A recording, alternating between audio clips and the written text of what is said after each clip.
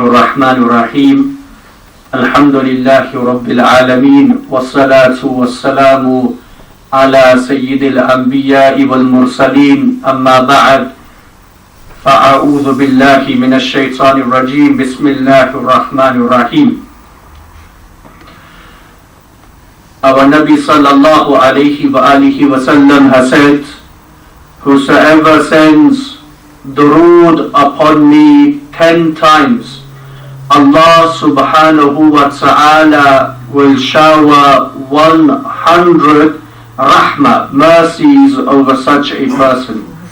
Sallu ala al-Habib sallallahu ta'ala ala Muhammad sallallahu alayhi wa alihi wa sallam. The mercy of Allah subhanahu wa ta'ala is something we cannot imagine, something we cannot explain. And if we are given some of this rahmah of Allah subhanahu wa ta'ala, then we are considered very, very fortunate. And the easiest way to attain the mercy of Allah subhanahu wa ta'ala is to send durood upon the biggest mercy of Allah. And the biggest rahmah of Allah subhanahu wa ta'ala is none other than وَمَا أَرْسَلْنَاكَ إِلَّا رَحْمَةً لِلْعَالَمِينَ, our Nabi Muhammad sallallahu alayhi wa alihi wa sallam. So you are sending durood upon one mercy, and you are attaining the mercy of Allah subhanahu wa ta'ala. What a beautiful process. Only if we had the tawfiq to do this on a more regular basis. May Allah subhanahu wa ta'ala grant us the ability and then the stability. Ameen Ya Rabbal Alameen. Today we have gathered here to talk about the day of Ashura. Ashura means the 10th. The Ashura is linked with the 10th of Muharram Haram. On this day many joyful events took place, such as Allah created Adam alayhi salam on this day. The 7 heavens, the earth, the angels, they were created on the day of Ashura. On this day Ibrahim alayhi salam, he was saved from the fire of Nimrud. On this day Musa alayhi salam, he defeated Fir'aun. On this day many Anbiya alayhimus salam, they were blessed by Allah subhanahu wa ta'ala in many different ways. And we, on this day, we rejoice, but at the same time, we feel sorrow and grief. We rejoice, we fast on this day due to happiness of when Musa alayhi salam defeated the Fir'aun. But we also have immense sorrow and grief on this day when we remember Imam Hussain radiallahu anhu. And when we remember the Ahlul Bayt who went to protect the honor and dignity of Dinul Islam. When we remember the events of Karbala. This is a very painful part within the history of Islam. And it is a part within the history of Islam that we must all be very aware of.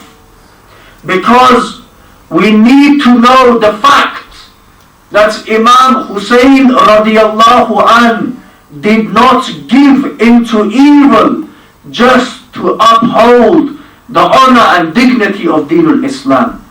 Imam Hussain radiallahu an, he did not give into sin just so the deen reaches us in its purest form. Imam Hussain radiallahu an did not make small sacrifices. We make small sacrifices. The small sacrifices we make is sometimes we will give some money to the masjid, sometimes we will take some time out and we will come read our salah in the masjid. These for us are big sacrifices, possibly, but they in essence are small sacrifices. But indeed Allah gives us ajr even for these small sacrifices. But Imam Hussain radiallahu an, he made very big sacrifices for deen. He sacrificed his children. He even sacrificed himself for the deen. Who was Imam Hussain radiallahu an? Imam Hussain radiallahu an was the beloved grandson of Rasulullah sallallahu alayhi wa alihi wa sallam. One day, a Sahabi whose name is Huzaifa bin Yaman radiallahu an, he went to his mother and said to his mother, "Oh my beloved mother, I want to go to Rasulullah sallallahu alayhi wa alihi wa sallam, and I want to ask for maghfirah for myself and for you." The mother said, "You may go to the masjid for Salatul Maghrib, ask for maghfirah for both of us, forgiveness for both of us, but then come straight back home." This was the condition. Huzaifa bin Yaman radiallahu an, he went to Masjidun Nabawi, Zadahallahu sharafan wa ta'zima. He saw Rasulullah sallallahu alayhi wa alihi wa sallam was offering Salatul Maghrib. After Salatul Maghrib, Huzaifa bin Yaman, he wanted to go and give salam to Rasulullah. But Rasulullah sallallahu alayhi wa alihi wa sallam continued with dhikr. He continued in dhikr until the time of Salatul Isha. And then at the time of Salatul Isha, our Nabi stood up and began Salatul Isha. Even after Salatul Isha, our Nabi remained seated and was engrossed in dhikr. Huzaifa bin Yaman radiallahu an, he is thinking to himself, I made a promise to my mother, I will seek maghfirah, forgiveness from Rasulullah sallallahu alayhi wa alihi wa sallam, and then I will come straight back home. But Maghrib has gone by, Salatul Isha has gone by, I'm still here, but I have not gone for maghfirah. I need for maghfirah. Otherwise, if I go back home, my mother would ask me, did you seek the maghfirah, ya Rasulullah sallallahu? What am I going to say to my mother? So he waited for bin Yaman for Rasulullah sallallahu alaihi wasallam. Our Nabi stood up, began to walk. Our Nabi was walking, for bin Yaman, and he began walking behind our Nabi in a way that his footsteps were heard by our Nabi sallallahu alaihi wasallam. Nabi said, "Is it Huzaifa?" Our Nabi did not know that Huzaifa was here for this long. It was the ilmul ghaib, knowledge of unseen, that our Nabi sallallahu alayhi wa sallam had. He said, "Is it Huzaifa bin Yaman? Ma ghafarallahu laka wa li ummika." Allah subhanahu wa ta'ala has forgiven you and Allah has forgiven you. Subhanallah. This was the knowledge our sallallahu alayhi wa sallam had. And then Huzaifa bin Yaman went to Rasulullah and said, "O Prophet of Allah, I have been waiting a long time for complaining."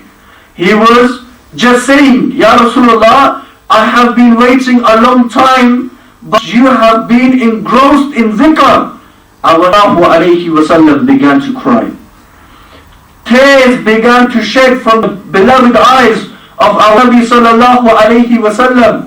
Our Nabi said, "Ya Huzaifa, an angel that has never come down to me before has specially come down to me today and said to me, O Prophet of Allah, O Prophet of Allah, your daughter Fatima radiallahu anha, she is the leader of the women in Jannah. And this angel also said to me that your grandsons, Imam Hassan and Imam Hussain radiallahu an, they are the leaders of the Shabab, the youth of Jannah." Subhanallah. An angel specially came down with this message to Rasulullah sallallahu alayhi wa sallam. Imam Hussain radiallahu an, when he was young, our Nabi sallallahu alayhi wa sallam would hold his hand and place the feet of Imam Hussain onto his blessed feet. And then our Nabi would play with Imam Hussain radiallahu an. Our Nabi would say to Imam Hussain radiallahu an, move forward, move forward. Imam Hussain, he would slowly reach the shins of our Nabi. And then our Nabi would say, come move forward. Imam Hussain would reach the thigh of our Nabi, the blessed thighs of our Nabi sallallahu alayhi wa alihi wa sallam. And then our Nabi would say to Imam Hussain radiallahu an, oh my beloved son, come move forward, until the blessed feet of Imam Hussain radiallahu an would touch the blessed stomach of our Nabi sallallahu alayhi wa sallam. Allahu Akbar. The feet of Imam Hussain radiallahu an would be on the stomach of our Nabi sallallahu alayhi wa sallam. And then what would our Nabi do? Our Nabi would bring Imam Hussain radiallahu anhu forward. Our Nabi would take out his blessed tongue. Our Nabi would take out his blessed tongue and bring it to the mouth of Imam Hussain radiallahu anhu. Imam Hussain radiallahu anhu, he would then suck on the blessed tongue of our Nabi sallallahu alayhi wa alihi wa sallam. Subhanallah. Imagine the tongue of Rasulullah sallallahu alayhi wa sallam. Our Nabi would receive wahi, and that wahi would then be given to the ummati via that beautiful tongue of Rasulullah sallallahu alayhi wa alihi wa sallam. And the entire body of our Nabi from head to toe was in essence the nur. Was in essence nur. Allah created our Nabi sallallahu alayhi wa alihi wa sallam from nur. And Imam Hussain radiallahu an, he was so blessed and so fortunate that our Nabi would take his tongue out. Imam Hussain would suck on the tongue of Rasulullah sallallahu alayhi wa alihi wa sallam. And it's also been mentioned that Imam Hussain radiallahu an, he would, while our Nabi sallallahu alayhi wa alihi wa sallam would be delivering a khutbah in front of the ashab ridwanullahi alayhim ajma'in, Imam Hussain radiallahu an, he would sit on the shoulders of Rasulullah sallallahu alayhi wa sallam, and he would hold on to the hair of our Nabi sallallahu alayhi wa sallam. He would sit on the shoulders and he would hold the hair of our Nabi sallallahu alayhi wa sallam. Sayyid Umar ibn al-Khattab radiallahu anhu would say, Ya Rasulullah sallallahu alayhi wa sallam, what a beautiful form of transport Hussein has acquired today. Allahu Akbar. Sayyid Umar would say this. Our Nabi would laugh, would smile and say, Ya Umar, don't look at the transports, look at the passenger. Look at Hussein radiallahu an. Leave me, look at my grandson, Imam Hussain radiallahu an. It's been mentioned that the doors of the house of Imam Hussain would open up into Masjidun Nabawi. The doors of the house of Imam Hussain would open up into Masjidun Nabawi. One day, the mother of Imam Hassan and Imam Hussain radiallahu an, she dressed Imam Hassan and Imam Hussain radiallahu an in red thobes. They were both wearing red thobes. They were small children at that time. They opened their door of their house. They entered Masjidun Nabawi. Our Nabi was sat on the minbar delivering a sermon. Our Nabi gazes his sight at the door of the Hujra of Fatima radiallahu anha, and he sees Imam Hassan and Imam Hussain both dressed in red thobes. They were stumbling because they were small. They were stumbling. They were falling down, standing up. But their direction was towards Rasulullah sallallahu alayhi wa sallam. Our Nabi stopped the khutbah. Our Nabi stopped the khutbah, got up from the minbar, walked to Imam Hassan and Imam Hussain radiallahu an, picked them up, brought them back to the minbar, and then continued the sermon again. This was the love our Nabi had for Imam Hussain radiyallahu anhu. And then we have Yazid. Yazid was the tyrant individual who took the position of leading the Muslims. This is what he thought. Yazid, he is the one who caused havoc within Sharia. What does this mean?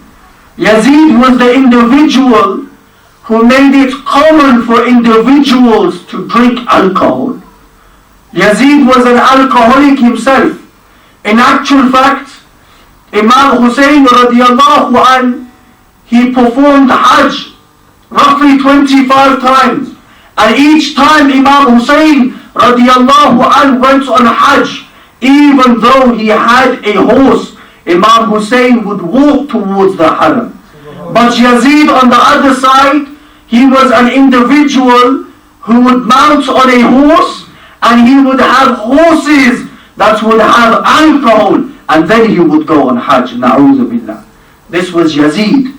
Yazid, after his father Amir Muawiyah radiyallahu anhu. Amir Muawiyah radiyallahu anhu was the Sahabi of our Nabi sallallahu alaihi wasallam. But after his father, Yazid, he had taken the throne by force. After he had taken the throne by force, he didn't care about anyone else. But there were certain individuals, he wanted them to pledge allegiance to him. He wanted them to follow him. Who were those individuals? The main person he wanted to be followed by was Imam Hussain radiyallahu anhu. He wanted Imam Hussain radiyallahu anhu to pledge allegiance towards him. He wanted Abdullah ibn Umar radiyallahu anhu to pledge allegiance towards him. And there were a few other Sahabi who were very important at that time. He wanted them to pledge allegiance towards him.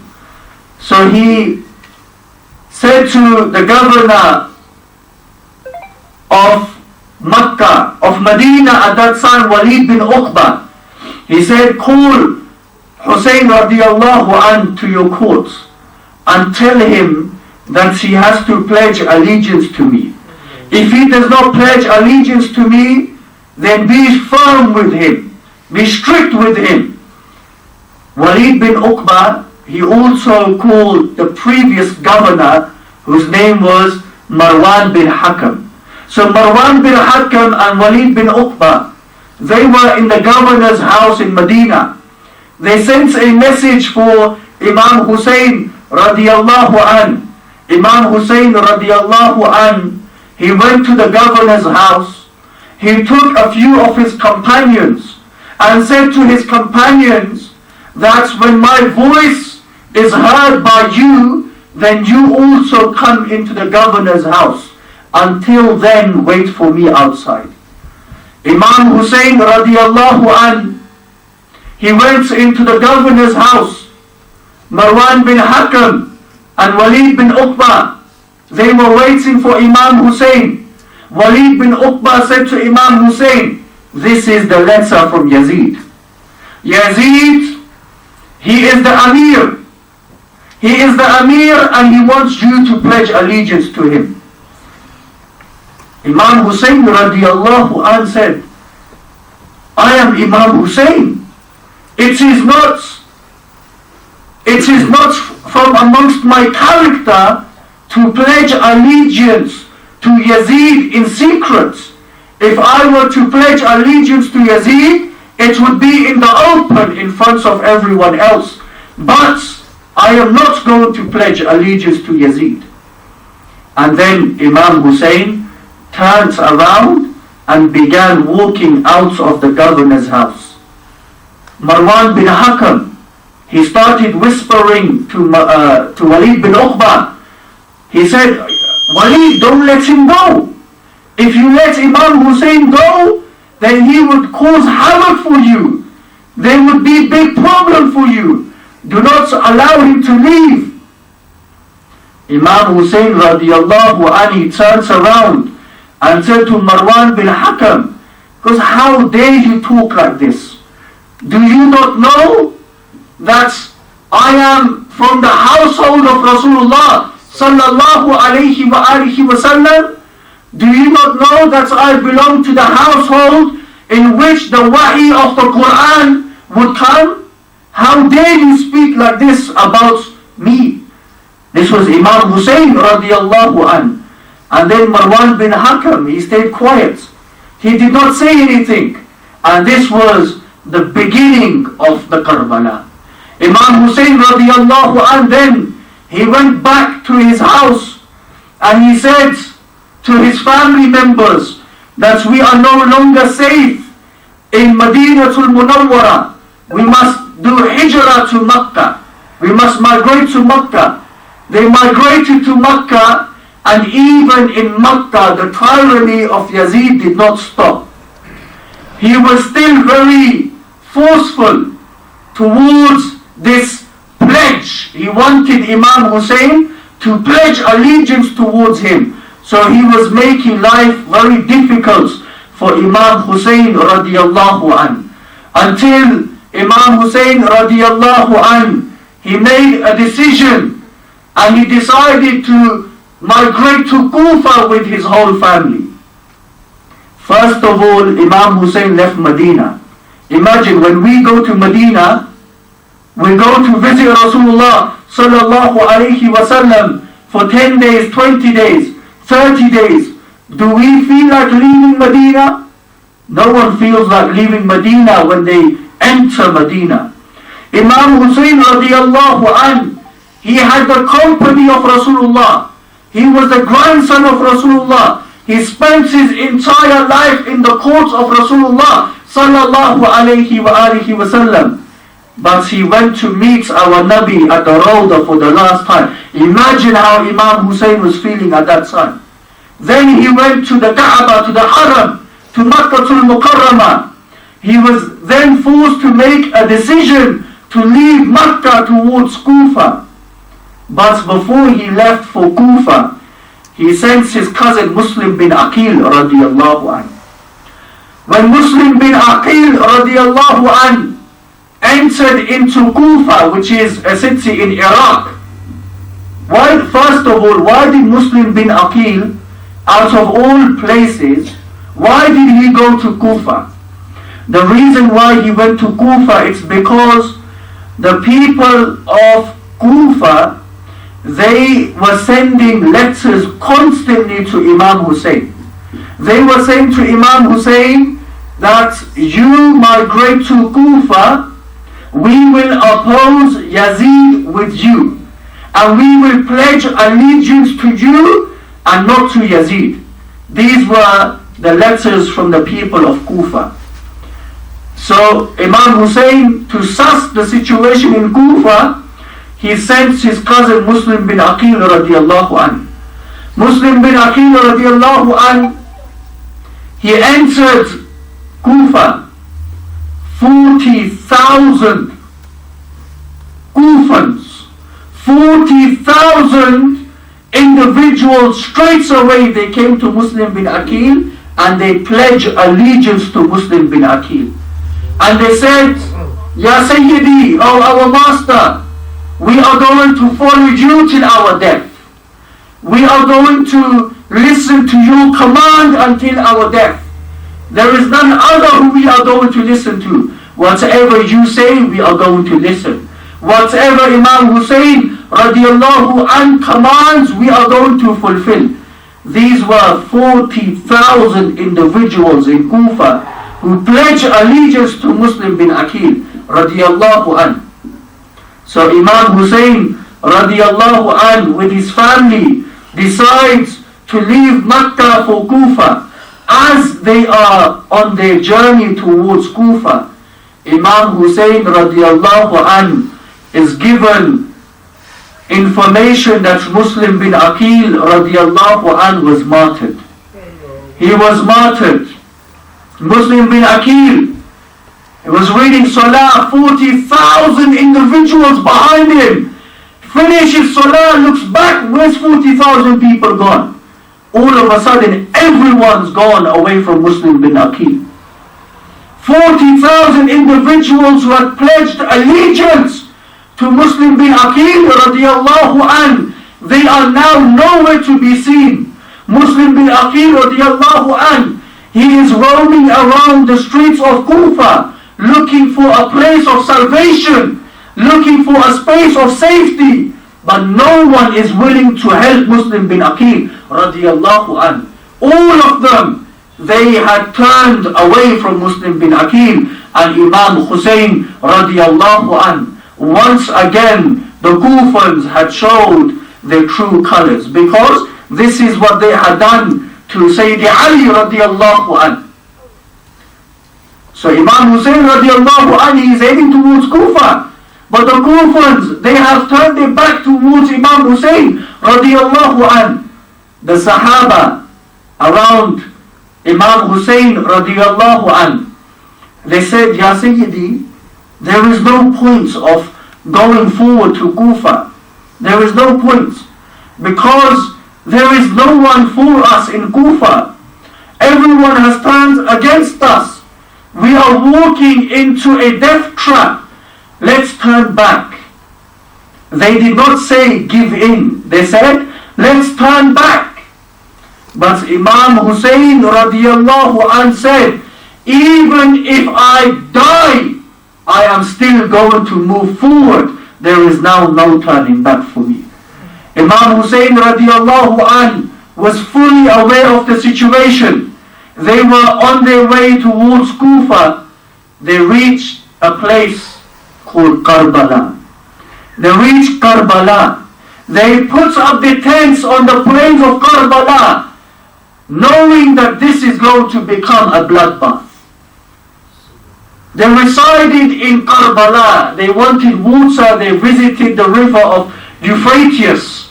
They went to the river Euphrates.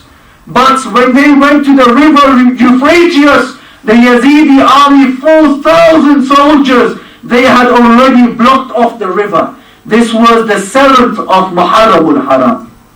The 7th of Muharram Haram, they wanted to quench their thirst at the river Euphrates, but they were unable to do so. They came back to the plains of Karbala, stayed in their tents, knowing that there is an army of 30,000 individuals waiting outside to kill them. Allahu Akbar. An army of 30,000 bloodthirsty individuals waiting outside to kill how many people? How many people did Imam Hussain radiallahu anh have with him? 72. 72 individuals against an army of 30,000. And for 3 days, they were thirsty. You can go without food, but you cannot go without water. And imagine the journey from Makkah to Karbala. It was not an easy journey. Imagine the intense heat of the sun and the sand in the deserts at that time. Imam Hussain was not just responsible for himself, but he had taken responsibility for everyone that had come along with him. And now they have reached the Karbala, but they are deprived from water from the river Euphrates, because there are 4,000 soldiers not allowing them to quench their thirst. And then when they are in their tents, they are not safe, because there is an army of 30,000 individuals who are bloodthirsty waiting to kill them outside. The 10th of Muharram came, the day when the battle took place. The battle that has left a blood stain in the history of Islam. The battle that shows the strength of Imam Hussain radiallahu anh. On this day, on the 10th of Muharram, Imam Hussain radiallahu anh, with his family members, with his nieces, his nephews, with his sons, they left their tents, 72 against 30,000. They left their tents. One by one, they were going into the battlefield to fight. They would go on their horses and they would come back on the back of Imam Hussain radiallahu anhu. They would go with their swords in their hands. They would kill many of the tyrants, but then they would fall down from their horses. Imam Hussain radiallahu anhu would go in the midst of the battlefield, pick them up on his blessed back, bring them back, and they would have attained the rank of martyrdom. They would become shaheed. And then Imam Hussain radiallahu anhu, he looked at his smallest son, Ali Asghar radiallahu anhu. Ali Asghar, a small baby at that time. He was only 7 months old. He was crying. He was whining. He was extremely thirsty. He needed some water for 3 days. He was deprived from water. Imam Hussain radiallahu anhu, he picked up his small son in his arms. He went forward to the Yazidi army and he said to them, your problem is with me. Your problem is not with my son. You can do whatever you want to me, but please spare my son. Let him quench his thirst. He is only 7 months. As Imam Hussain radiallahu anhu was saying this, all of a sudden an arrow came and went through the neck of Ali Asghar radiallahu anhu. Allahu Akbar. Imagine, he was extremely thirsty at that time. He was crying. His father Imam Hussain radiallahu anhu was pleading for help, saying, at least let him quench his thirst. Our problem is between us. But that arrow, it's been mentioned in the books of history, that arrow was not even a normal arrow. That arrow was an arrow used to hunt animals. Allahu Akbar. They used such an arrow to pass through the neck of Ali Asghar radiallahu anhu.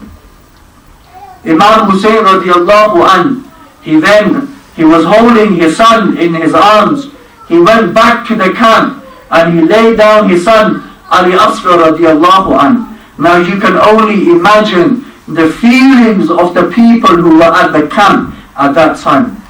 Then Ali Akbar radiallahu anhu, the other son, who was 18 years of age, only 18 years of age, he went into the midst of the battlefield. He mounted his horse. He said salams to his father for the last time. He went into the midst of the battlefield and he fought like a warrior. He was not scared. There was no element of fear in their hearts. No element of fear whatsoever in their hearts. He went into the midst of the battlefield, waving his sword around, and he put up a good fight until he was also martyred. Imam Hussain radiallahu anhu went into the battlefield, picked up his son Ali Akbar on his back and brought him back to the camp. And then Zainul Abidin radiallahu anhu, he said, oh my beloved father, let me go. Oh my beloved father, I want to go and fight against these tyrants also. I want to become a shaheed. I want this honor also. Imam Hussain radiallahu anhu said, Ya Zain al-Abidin, oh my beloved son, if you go and fight also, and you become shaheed, then who is going to look after the women? Who is going to look after the women of our family? Because if they kill you, they are certainly going to come and kill me. So it is better I go and they will spare you. So Imam Hussain radiallahu anhu, he put on his armor. He held the Zulfiqar in his hand. He mounted his horse. He went into the midst of the battlefield and he fought equivalent to 10,000 soldiers. One man equivalent to 10,000 soldiers. This was Imam Hussain radiallahu anhu. He fought and he fought until it was time for salah. No, not until he became tired. He fought and fought until it was time for salah. And then all of a sudden, they all, being the cowards they were, the Yazidis, they knew that if we keep on going one against one with Imam Hussain, one by one he is going to kill the entire army. We cannot go against him in single form. We need to all rush towards Imam Hussain radiallahu anhu. And that's when they all got their bows and arrows ready, and all at one they slung their arrows at Imam Hussain radiallahu anhu, and they began swinging their swords at Imam Hussain radiallahu anhu. Even then Imam Hussain radiallahu anhu, he was down on the floor. He went into sajda and he was saying, Ya Rab, oh my Lord, I am happy with what you have decreed for me. I am happy for what you have decided for me and the state you have brought me towards. Ya Allah, I make dua that you are happy with my sacrifice. Ya Allah, I make dua that you have accepted my sacrifice. Imam Hussain radiallahu anhu is saying that at the time when he is in sajda and he is in salah. And then the tyrants, the Yazidi soldiers, they came and they took off the beloved head, the blessed head of Imam Hussain radiallahu anhu.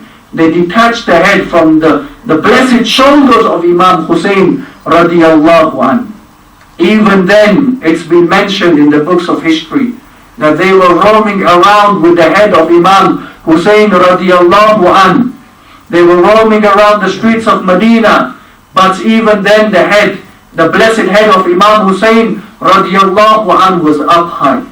It was higher than all of them, and the dhikr of Allah was still on the blessed tongue of Imam Hussain radiallahu anhu. This was that these individuals made for deen, for our deen, to bring the deen towards us. And we, as Muslims, what sacrifices do we make for the deen? Reading salah, this is the fundamental part of our religion.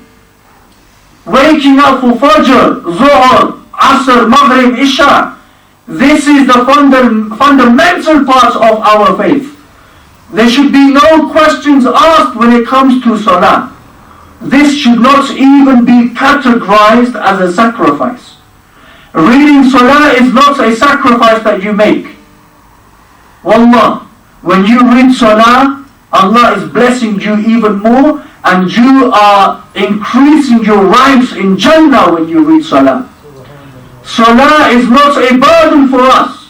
Salah is a gift that was given to Rasulullah sallallahu alayhi wasallam by Allah for the ummah of Rasulullah sallallahu alayhi wasallam.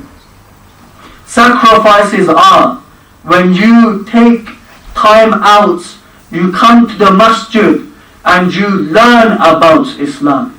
When you spend your nights in ibadah, when you keep a fast on Mondays and Thursdays, these are sacrifices. Anything that has been made obligatory upon you, anything that is fard upon you, you can never say that I am doing this, I am making a sacrifice. You cannot be making a sacrifice when you are acting upon things that Allah has made fard upon you.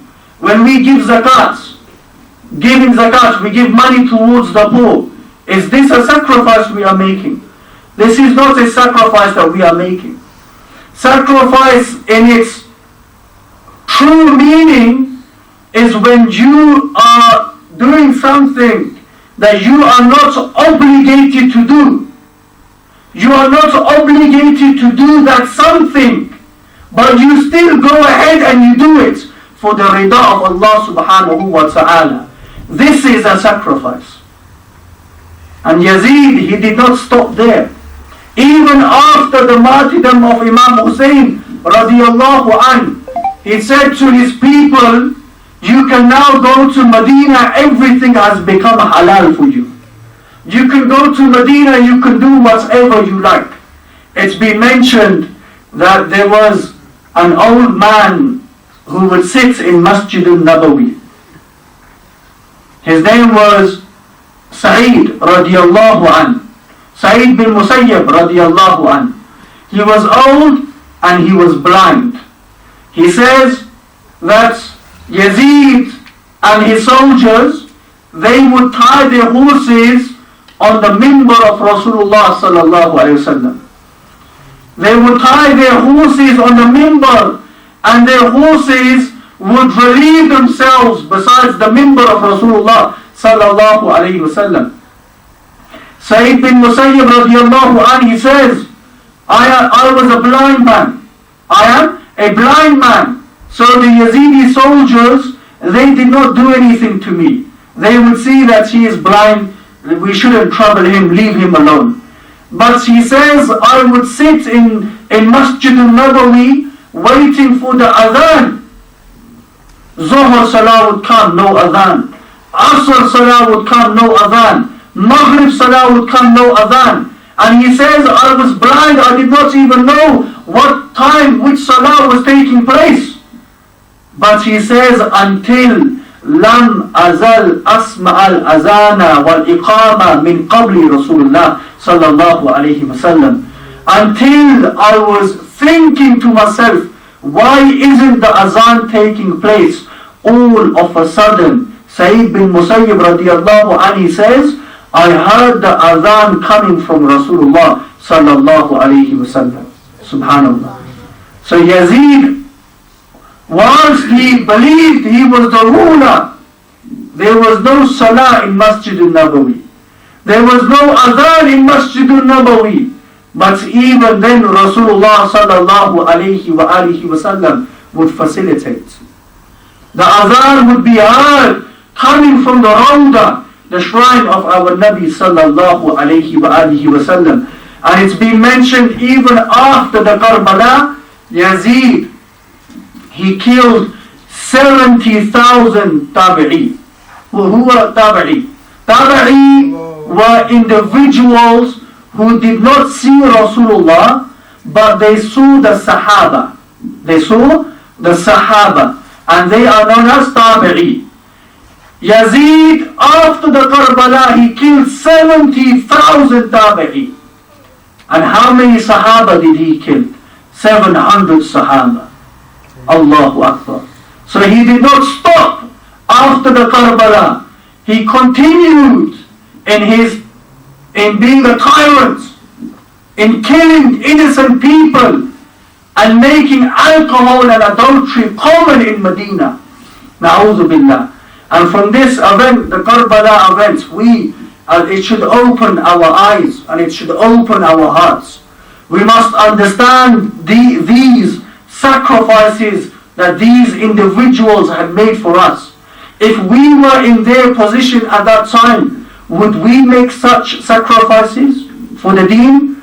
These are questions we need to ask ourselves. It is very easy saying that we are Muslims. It is very easy coming to the masjid for Jummah Salah. It is very easy fasting on the 10th of Muharram. But it is very difficult to actually make yourself a good Muslim. A good Muslim is an individual, no matter what happens, no matter where he or she is, if it is time for Salah, it is time for Salah. If there is no facility to do wudu, a good Muslim would do tayammum. He would still go and read his Salah. A good Muslim would never use bad language. A good Muslim would never have enmity, hatred in his heart for others. Remember, our Nabi sallallahu alayhi wa alihi wasallam was once walking around the Kaaba. Our Nabi stopped, looked at the Kaaba and said to the Kaaba, you have immense respect and honor. Everyone walks around you. Since the time of Ibrahim alayhi salam, people they come, Ya Kaaba, they show you reverence, they give you takreem, they give you izzah, they give you respect. But wallah, by Allah, the honor and respect of a Muslim is even more than your honor and your respect. Allahu Akbar. And we sometimes, we forget that the person who we are talking to, he is not just a human being, he is a Muslim. He is a mu'min. He has iman in his heart. He has faith in his heart. We need to acknowledge this fact that this person is a Muslim. And we need to give respect. Even if a person does not have iman in their heart, you still need to give them respect. Why do you still need to give them respect? Because if you do not give such a person respect, how is the iman ever going to enter that person's heart? So even if a person is not a Muslim, you still give such a person respect. You try to open the doors of their hearts so that iman can enter. May Allah subhanahu wa ta'ala grant us tawfiq. May Allah subhanahu wa ta'ala increase our knowledge regarding the Karbala, the Ahlul Bayt, the family of Rasulullah sallallahu alayhi wa sallam. May Allah increase our love for the Ahlul Bayt. وَمَا عَلَيَّ إِلَّا الْبَلَاغُ الْمُبِينَ.